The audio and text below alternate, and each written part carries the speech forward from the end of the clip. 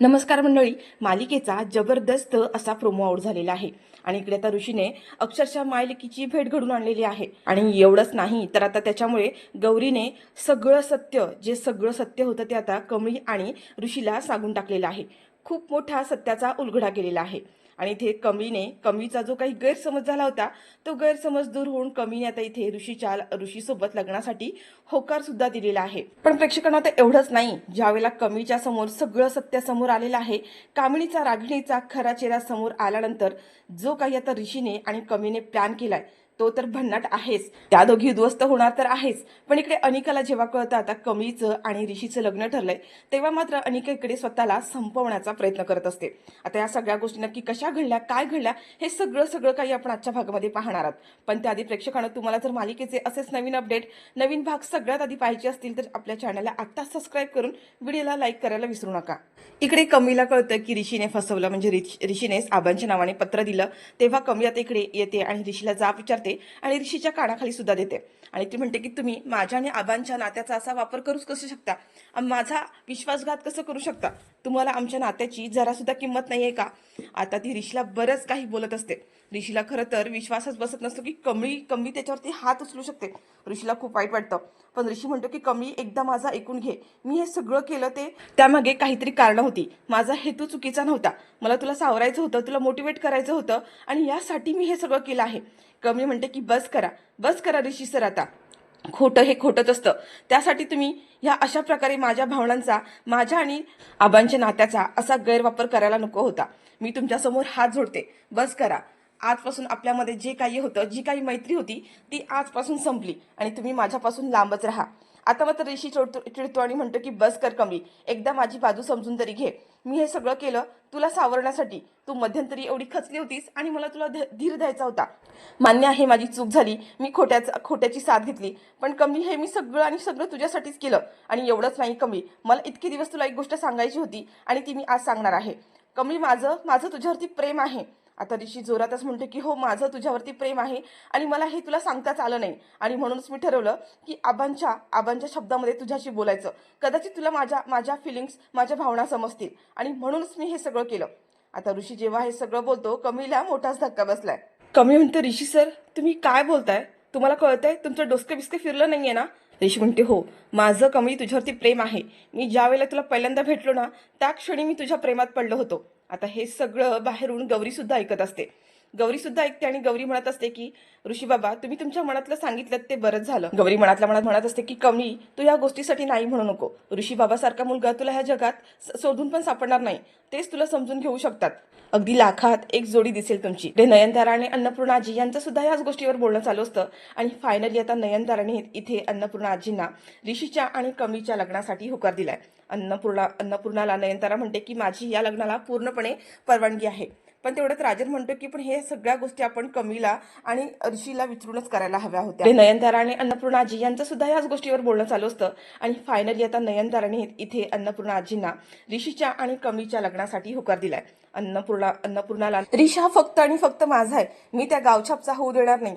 एक एक करत तिने सगळ्या गोष्टी माझ्याकडून हिरावून घेतल्या. मग मी आता काय करू. इथे आता अनिका प्रचंड पॅनिक झालेली असते.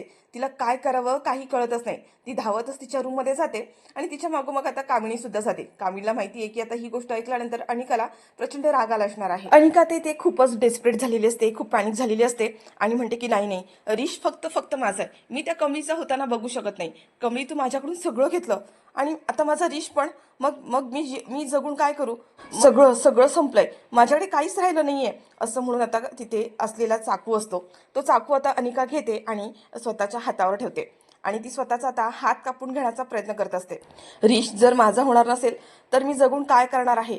मी त्या ऋषला कमळीचा होताना नाही बघू शकत. तिने एक एक करून माझ्या सगळ्या गोष्टी हिरावून घेतल्यात आणि आता अनिका जी आहे स्वतःचा हात कापून घेणारच असते. तेवढ्यात कामिनी धावत येते. कामिनी म्हणते, अनिका काय करतेस तू, हे सोड आधी, तो चाकू सोड. आणि कामिनी तिच्या हातातला तो चाकू खेचून घेते आणि म्हणते की तू काय करतेस, तुला वेड लागले का. अनिका म्हणते, मग मी काय करू सांग ना. मी हे सगळं फक्त माझ्या डोळ्यांनी बघत बसू. त्या कमळीचं आणि ऋषीचं लग्न होताना मी माझ्या डोळ्यांनी बघत बसू का. काय करू, माझ्याकडे काहीच राहिलं नाहीये.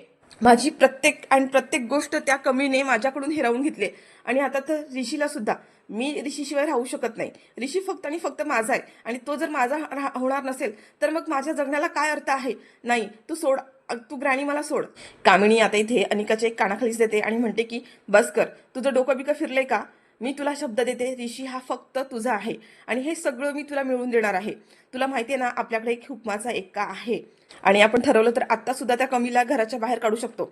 पण आपल्याला योग्य वेळेची वाट पाहायची आहे. तुला माहितीये ना की कमी ह्या घराची नात नाहीये, ह्या घरची मुलगी नाहीये. फक्त एक पुरावा मिळाला पाहिजे आणि तू थोडेच दिवस थांब. या कमीचा नाही खरा चेहरा मी सगळ्यांसमोर आणला तर नावाची कामिनी नाही. आणि का म्हणते, ग्रॅनी खरंच असं होईल ना, ऋष माझा होईल ना. कामिनी म्हणते, मी तुला शब्द देते, ऋषी फक्त आणि फक्त तुझाच आहे. इथे कमीला जेव्हा ऋषीने त्याच्या मनातलं सांगितलेलं असतं की त्याचं तिच्यावरती प्रेम आहे, या गोष्टीचा कमीला मोठाच धक्का बसलाय. कमी म्हणते, तुम्ही काय बोलताय सर, तुम्हाला कळतंय का. मी गावाकडून इथं ह्या सगळ्या गोष्टींसाठी आली नाहीये. माझा अभ्यास, माझं सपन पूर्ण करायला आलेली आहे. गावाकडे जाऊन मला शाळा बांधायची, मला या सगळ्यामध्ये अडकवायचं नाहीये. आणि तुम्ही हा विचार कसा करू शकता माझ्याबद्दल, आणि तुमची हिंमतच कशी झाली हे सगळं करण्याची आणि हे सगळं बोलण्याची. आता कमी इथे ऋषीला पुन्हा एकदा बोलत असते. ऋषी म्हणतो की मी तुझ्या सगळ्याच गोष्टींचा रिस्पेक्ट करतो, तू हुशार आहेस, तुझी स्वप्न आहेत, मी या सगळ्यामध्ये तुला सपोर्ट करणारच आहे. पण म्हणून आपण आपल्या आयुष्यांचा विचार करू शकत नाही का. कमी, मी खरं सांगतोय, माझं तुझ्यावरती खूप प्रेम आहे आणि मी तुझ्या प्रत्येक गोष्टीमध्ये, तुझ्या प्रत्येक स्वप्नामध्ये तुझी साथ देणारच आहे. कमी म्हणते, बस, तुम्ही आता जो काही खोटेपणा केले ना तोच पुरेसा झालेला आहे. मला अशा खोट्या माणसाची साथ नकोय. आणि कमी आता इथे ऋषीला सरळ सरळ नकारच देते. आता हे सगळं काही साधना भारून ऐकत असते, म्हणजे गौरी ऐकत असते. आणि गौरी म्हणते की कमी, तू हे काय करून बसतेस, ऋषी बाबांसारखा मुलगा तुला ह्या जगात शोधून सुद्धा सापडणार नाहीये. आणि साधना आता इथे ऋषी आणि कमीची ती बोलत असतात, तिथे समोर येते. आधी साधारण तिच्या चेहऱ्याचा पदर काढत नाही आणि कमीला समजवण्याचा प्रयत्न करत असते. कमीला म्हणते की हे तुमचं खासगी आयुष्य आहे, पण तुम्हाला ऋषीबाबांसारखा मुलगा शोधून सापडणार नाही.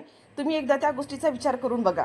कमळी म्हणते, साधना मावशी, तुम्ही काय बोलताय, तुम्हाला कळते तरी का तुम्ही काय बोलताय ते. आणि त्याच वेळेला गौरी आता कमीला म्हणते की हे जर तुझ्या आईने तुला सांगितलं असतं तर तू ह्या गोष्टीवर विचार केला असता की नाही.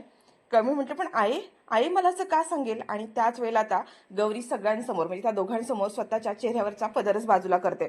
आणि आता ती म्हणते की जे काही आहे ते आज होणच जाऊ दे, आज जे काही आहे ते सगळं काही आज मी कमीला सांगूनच टाकणार आहे.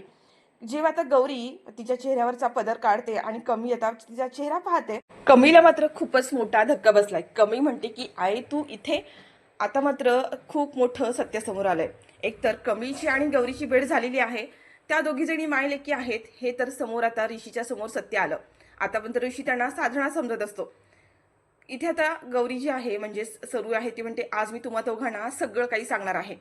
पण त्याआधी मला तुम्हाला एक गोष्ट सांगायची आहे की तुम्ही दोघांनी एकमेकांची साथ सोडू नका. गौरी कमीला म्हणते, कमी, मी तुला सगळं काही सांगते, पण आज आज तुला हा निर्णय घ्यावाच लागणार आहे. माझ्यासाठी ऋषी सरांना तू लग्नाचा होकार दे.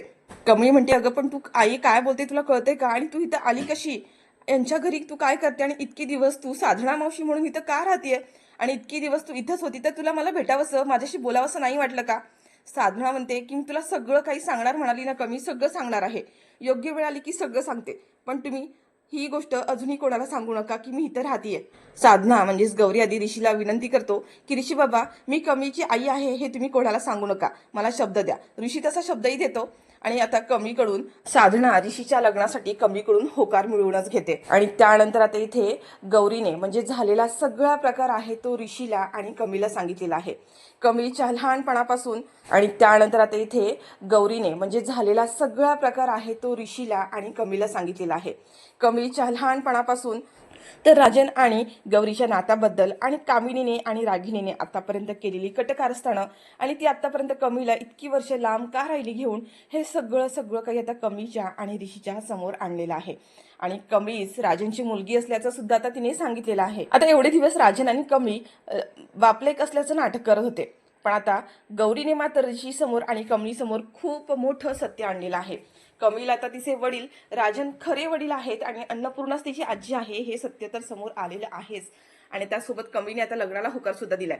पण त्यानंतर आता ह्या तिघांनी मिळून असा काय प्लॅन केलेला आहे की ज्याच्यामुळे आता कामिनी आणि रागिणीचा खरा चेहरा त्यांनी समोर आणायचं वचन. गौरीने आता ऋषीमधले आणि कमीमध्ये जे काही गैरसमज झालेले असतात ते सगळे गैरसमज तिने दूर केलेले असतात. कमीची समजूत घातलेली असते आणि तिला सांगते की ऋषी बाबासारखा मुलगा तुला शोधून सापडणार नाहीये. त्याच्यामुळे आता कमी सुद्धा आईच्या शब्दाखातर इथे तिने ऋषीला होकार दिलेला आहे. आणि आता गौरी त्या दोघांना सुद्धा जवळ घेते आणि त्या दोघांना सुद्धा आशीर्वाद देते. आणि आता ह्या तिघांचं मिश्रण आता सुरू झालंय. काही झालं तरी ऋषी म्हणत असतो की मी तुम्हा दोघींना तुमचा हक्क मिळवून देणार. कमीला तिच्या हक्काचं घर, हक्काची नाती आणि गौरी काकू तुला सुद्धा मी तुझा सगळा हक्क मिळवून देणार आहे. ऋषी म्हणत असतो की मी तुम्हा दोघींना तुमचा हक्क मिळवून देणार. कमीला तिच्या हक्काचं घर, हक्काची नाती आणि महाजनांच्या घरी तुमच्या लग्नाची बोलणी करायला गेलेली आहेत. आता ह्या गोष्टीची कल्पना खरं तर ऋषीला आणि कमीला दोघांना सुद्धा नसते आणि ऋषी मात्र आता इथे खुश झालेला आहे. ऋषी खरं तर गौरीला म्हणत असतो की गौरी मावशी आपण आत्ताच्या आत्ता जाऊन महाजनांच्या घरी सगळं सत्य सांगूया. तुमच्या कमीच्या आणि राजन काकाच्या नात्याबद्दल आपण सगळं काही सांगूया आणि रागिणी आणि कामिनी काकूंचं जे काही प्लॅनिंग आहे ते सगळं आपण समोर आणूया. पण गौरी म्हणते की नाही, या सगळ्यामध्ये माझ्या कमीच्या जीवाला धोका आहे. त्या दोघी जणी काय करतील काय नाही काही सांगता येत नाही. इकडे कमी आता इकडे घरी येते. इकडे महाजनांच्या घरी मात्र सगळेजणच खूप खुश झालेले आहेत, कारण आता नयनताराने कमलेश आणि ऋषीच्या लग्नाला होकार दिलाय. आता नयनताराने मिठाई आणलेली असते आणि ती मिठाई सगळ्यांनाच वाटते. मिठाई वाढत असतानाच कमीची आतमध्ये एंट्री होते. नयनतारा जाते आणि कमीला आता ही गुड न्यूज सांगते. कमीला सगळ्यात आधी ती पेढा भरवते आणि म्हणते की आधी तुझं तोंड गोळ कर. कमी म्हणते की काय आहे हे सगळं, कशासाठी, काही झालंय का? आता इथे अन्नपूर्णाजी म्हणतात की हो, आज माझ्यासाठी खूप मोठा दिवस आहे. आज मी जे स्वप्न पाहिलं होतं ते माझं स्वप्न पूर्ण झालंय. मी तुझ्यासाठी ऋषीचा हात मागितला होता आणि नयनताराने त्या गोष्टीसाठी होकार दिलाय. त्याच्यामुळे आता तुमच्या दोघांच्या लग्नाचा लवकरच बार उडून टाकायचा आहे. आता कमलीला ही गोष्ट आधीच माहीत झालेली असते. सगळेजण खूप खुश झालेले असतात, पण इकडे राजन मात्र टेन्शनमध्ये आलेला आहे. राजनला अजूनही हेच वाटत असतं की कमली माझी मुलगी नाहीये आणि ह्या घरची नात नाहीये. ज्या वेळेला हे आईला आणि नयनताराला कळेल तेव्हा खूप मोठा प्रॉब्लेम होणार आहे. या दोघींना मी कसं सांगू की कमी त्यांची नात नाहीये ते. आणि आता इथे राजन म्हणतो की काही झालं तरी मला ही गोष्ट तर सांगावी लागणार आहे, कारण हा कमीवर होणारा अन्याय आहे. तिची इच्छा नसताना मी तिचं लग्न असं लावून देणं हे बरोबर नाहीये. आधीच तिचे माझ्यावरती खूप सारे उपकार आहेत आणि त्यात हे सगळं नाही, मला योग्य वेळ काढून हे सगळं आता आईला सांगायलाच हवं.